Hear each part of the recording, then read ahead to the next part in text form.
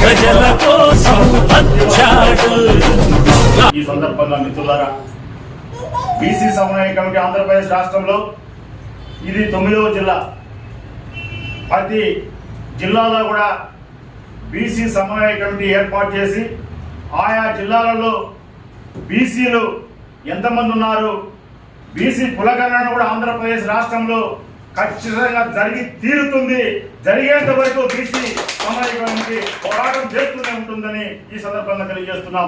ఎందుకంటే పక్క రాష్ట్రం నుండి తెలంగాణలో దాదాపు బీసీ కులగణన పూర్తయింది. ఆ విధంగా ఇక్కడ ఉండేటువంటి బీసీలందరూ కూడా చైతన్యపరిచి బీసీ కులగణనే ఏకైక లక్ష్యంగా ఈ రాష్ట్రంలో ఉండేటువంటి అన్ని బీసీ సంఘాలు, ప్రజా సంఘాలను కలుపుకొని ముందుకెళ్లడమే మన కర్తవ్యం. మిత్రులారా,